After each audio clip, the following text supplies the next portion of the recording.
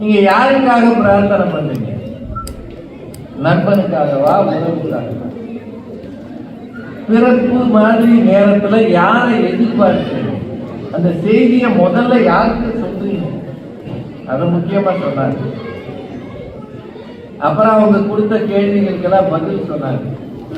ஒரு சந்தோஷம் என்னன்னா, அவங்க பேசும்போதுதான் மைக்கு அதிக தொந்தரவு இல்லாம இருக்கு. அவங்களுக்கு மைக்குக்கு நல்ல உறவு இருக்கு, நட்பாகவும் இருக்கலாம். உண்மையிலேயே ஏகப்பட்ட சேலஞ்சுக்கு மத்தியில் இந்த நிகழ்ச்சி நடந்தது. இந்த உண்மையை சொல்லணும் தானே.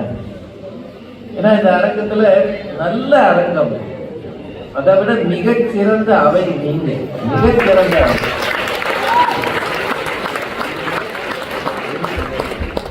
குழந்தைங்களுடைய சப்தம், போக்குவரத்து, அதை கூட சமாளிச்சிடலாம். ஆனா போய் போய் வந்த நம்ம ஊர் கரண்ட் மாதிரி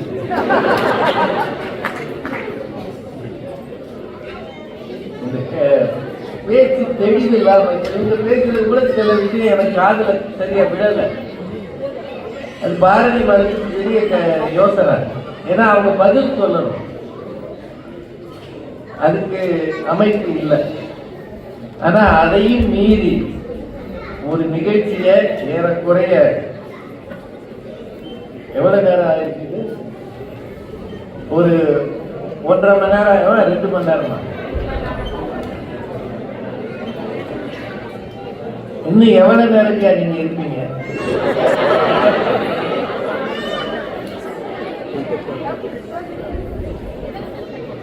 அதனால அந்த பெருந்தன்மைக்கு என்னோட வாழ்த்துகள். நீங்க எங்க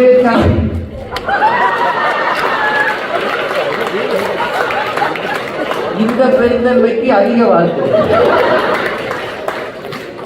அதே எலக்ட்ரிக்கல் டிஸ்டர்பன்ஸ் இருக்கு, அது அவங்களால சார்ட் அவுட் பண்ண முடியல. என்ன தெரியல. நானும் மைக்கை நகர்த்தி பார்த்தேன், பரவாயில்லாம இருந்தது. பார்ப்போம் என்ன இருக்கு, அதோட தானே வாழணும்.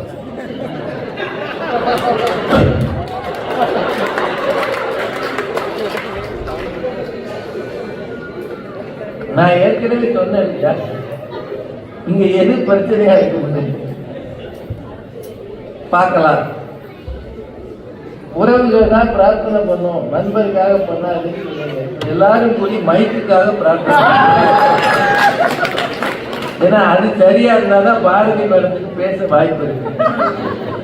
அவங்க இன்னும் கொஞ்சம் இவ்வளவு தூரம் பயணம் பண்ணி வந்துருக்கிறாங்க. காலையில எஸ்எஃப்ஓல இருந்து கிளம்பும் போது ரோடே தெரியல, அவ்வளவு பனி இறங்கி. ஏன்னா இந்த பகுதியில் அப்படி பனி இருக்கு. இந்த பனிக்கு மத்தியில் அதிகாலையில கிளம்பி எப்படியாவது சாந்தியாக போயிடணும் அப்படின்னு வந்து சவுத் வெஸ்ட் ஏர்லைன்ஸ்ல ஏறி வந்து இறங்கி இருக்கிறாங்க. இவ்வளவு பயணம் பண்ணி வந்த ஒருத்தரை பேச வைக்க நீங்க எல்லாரும் ஆவலா காத்துக்கிறீங்க.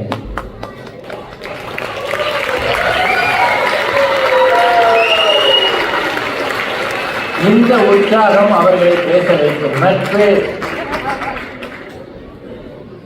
2 மினிட்ஸ் வெயிட் பண்ணணுமா? புதுசா வேற மைக் வரும். அதாவது ஒரு பேச்சாளருக்கு ஃப்ளோன்றது ரொம்ப முக்கியம். நடுவராக இருக்கிறால் உட்காந்து என்ன வேணாலும் பேசலாம். பேச்சாளராக இருக்கும்போது இந்த நேரத்துக்குள்ள முடிக்கணும். சரி, பேச்சாளர்களுக்கு 1-2 சொல்றேன். கூடுமான வரைக்கும் உங்க பேச்சை பட்டிமன்றத்துக்கு வரும்போது முன்னாடி தமிழ் வணக்கம், தாய் வணக்கம் எல்லாம் அதிக தேவையில்லை. அது நேரத்தை எடுத்துரும். நேர பட்டிமன்றத்துக்கு வரணும். இப்ப நீங்க தனி பேச்சு பேசுறீங்க வைங்க, ஒரு தமிழ் வணக்கம், கவியரங்கத்தில் சொல்லுவாங்கல்ல, தாயே தமிழை உன்னை வணங்குகிறேன், நான் இருக்கிறேன் உன்னை பாதுகாக்க. உண்மை ஒரு 1000 வருஷம் இருக்க போற மாதிரி மொழிக்காரு. இனி உனக்கு நீ தலைவணங்க தேவையில்லை, இப்படியெல்லாம் பேசுவாங்க. அதெல்லாம் உதாரணம், ஒரு அலங்காரம் மாதிரி. அது தேவையில்லை. பட்டிமன்றத்தில் நேரடியா பொருளுக்கு வரணும். வார்த்தைகளை சிக்கனம் செய்யணும். எவ்வளவு எடிட் பண்ணி பேசுறீங்களோ அவ்வளவு பட்டிமன்ற பேச்சு ஜெயிக்கும். இது ஒரு பேச்சாளர்களா வர்றவங்களுக்கு சொல்றேன். நீங்களே எடிட் பண்ணலாம். சரி, நாங்கெல்லாம் ஆரம்ப காலத்துல பேச வரும்போது பக்கமா எழுதுவோம். அப்புறம் அதுல குறைச்சு எழுதுவோம். ஒரு நூலாசிரியரா வரணும்னா சுஜாதா ஒரு காலத்துல சொல்லியிருக்காரு, சிறுகதை எழுதினேன்னா எழுதி வச்சிரு, ஒரு 6 மாசம் கழிச்சு படிச்சுப்பாரு, அப்பவும் அது சரியா இருந்தா அதை அனுப்புன்னு சொல்லியிருந்தாரு. அது மாதிரி பேச்சாளர்களும் கூடுமான வரைக்கும் குறைச்சிக்கிறது வார்த்தைகளை, அது நல்லது. பட்டிமன்றத்துக்கு அப்படிதான் தயாராகும். இந்த மேடையில இருக்கிற பேச்சாளர்களுக்கு ஒரு வேண்டுகோளா இருக்கு. என்னையா பேசலாமா? வாங்கம்மா, திரும்பவும் பாருங்க.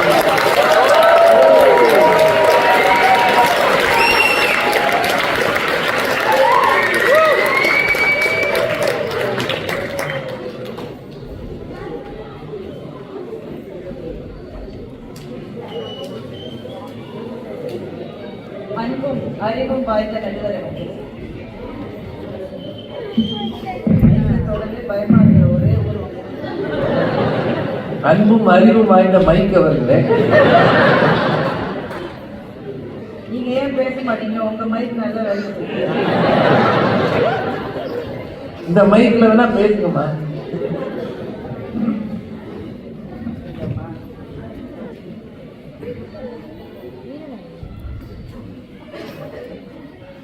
மேடையிலே இருக்கின்ற பேச்சாளர் பெருமக்களே, சாண்டியாகோ தமிழ்ச்சங்கத்தை சார்ந்த அனைத்து நண்பர்களே, இந்த அரங்கத்திலே கூடியிருக்கின்ற அன்பு தமிழ் மக்களே, எல்லாருக்கும் என்னுடைய பணிவான வணக்கங்கள். பொங்கல் திருநாள் நல்வாழ்த்துக்கள். நான் ஒரு 20-23 வருஷமா பேசிட்டு இருக்கேங்க. இவ்வளவு பயத்தோடு நான் ஒரு மேடைக்கு எனக்கு அப்புறமா ராஜா சார் பேச போறாருன்னா கூட இவ்வளவு பயம் இருக்காது. இப்ப அப்படி நடுங்கிட்டு பேசுற இந்த மைக் எப்ப வெடிக்குமோ?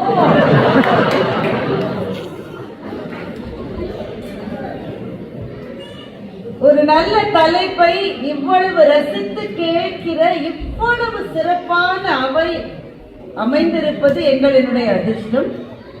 சில அதிர்ஷ்டத்துக்கு நடுவில் சில துரதிருஷ்டம் வரும். இந்த மைக் அந்த மாதிரி பார்க்கலாம், போக போக சரியாயிரும் நம்பலாம்.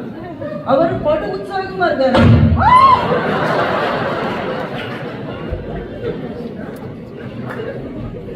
இந்த மைக்கை வேணா அவங்களுக்கு வைங்க, அவங்க பேசி முடிச்ச பிறகு நான் நீங்க நடுவில் ஏதாவது சொல்லணும்னு தெரிய வர நானா சொல்லிக்கிறேன். இல்ல தயவு செய்து யாராவது ஒருத்தர் வாங்க. இல்ல பரவாயில்ல. ஏன்னா உங்க ஸ்லோ கருத்து அந்த மைக் ஆஃப் பண்ணிருக்க.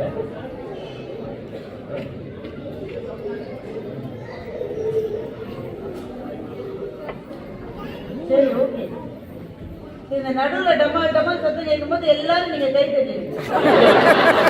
நான் கூட நினைச்சுட்டேன் என் தான் கை தட்டுறேன். பெருமக்களை, இந்த மாதிரி சில பிரச்சனைகள் இருக்கிறதுனால நீண்ட நேரம் இங்கே பேசுவதற்கு வாய்ப்பு இல்லைன்னு நினைக்கிறேன். பார்க்கற முடிஞ்ச மட்டும் எனக்கு முன்னாலே பேசிய வள்ளி அவர்களை மனமாற பாராட்டுகின்றேன்.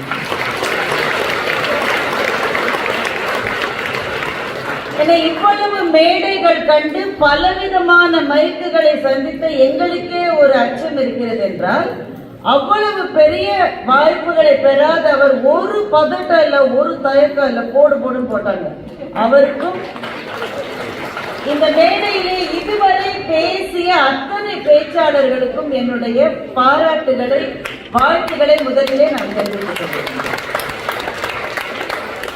எல்லாருமே ரொம்ப சிறப்பா பேசினாங்க. குறிப்பாக அந்த குழந்தைகள் பேசுற போது இந்த மைக்கு கூட அவங்களதான் சப்போர்ட் பண்ணிருப்பாரு. அப்போ அவர்களுக்கும் என்னுடைய வாழ்த்துக்கள்.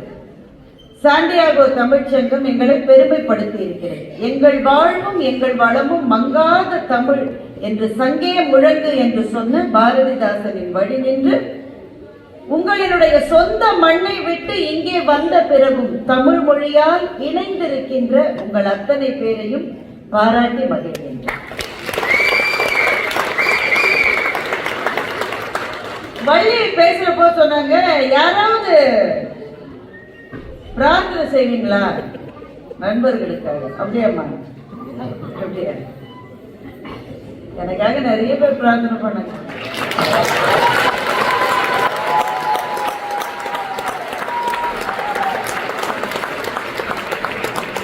உறவுக்காரங்களை பிரார்த்தனை பண்ணாங்க, அதை நான் மறுக்க முடியாது. என்னுடைய உறவுக்காரர்களும் பிரார்த்தனை பண்ணினாங்க, நிறைய பண்ணினாங்க. அவர்களுக்கு நான் உறவுங்க ஒரே ரத்தங்க, அவங்க பிரார்த்தனை பண்ணுவாங்க தானே. அதுல இயல்புக்கு மாறான ஆச்சரியம் கிடையாது. ஆனா உலகம் முழுவதும் எனக்கு என்னுடைய நண்பர்கள் பல பேர் என்று பேசினது கிடையாது. உங்க பேர் எனக்கு தெரியாது. ஆனா அந்த நண்பர்கள் எனக்காக குலை பதற பிரார்த்தனை செய்ததன் பலனாகத்தானே இங்க உங்க முன்னாடி நான் நிக்கிறேன்.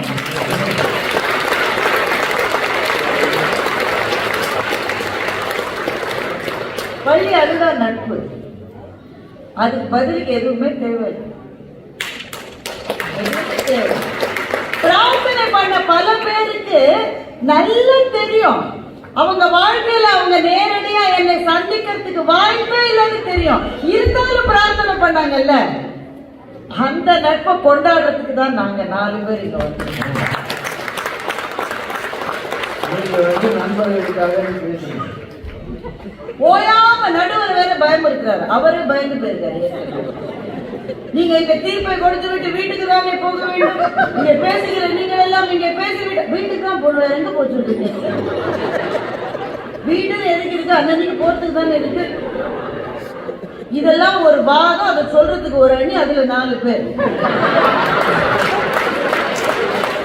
அதுக்கு ஒரு மைக் வேற.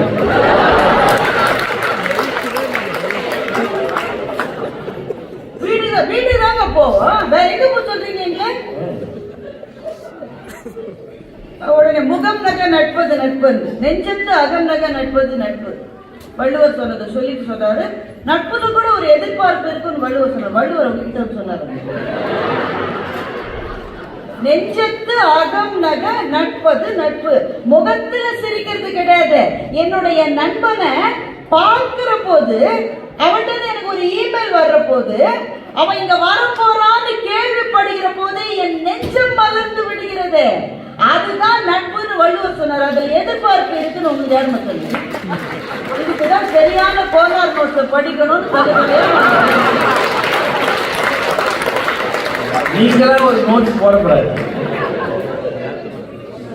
அவங்க நான் இன்னும் அந்த குரலுக்கு நான் விளக்க எழுதல. இன்னும் அடுத்த வாரம் அதுதான் அவங்க சொன்னாங்க. வள்ளி சொன்னாங்க, நண்பன் என்கிறவன் தனியா நிற்கிறான். உறவு என்பது நிறைய பேர், நிறைய உறவுகளை அடுக்கி எல்லாம் ஒன்னா இருக்கு.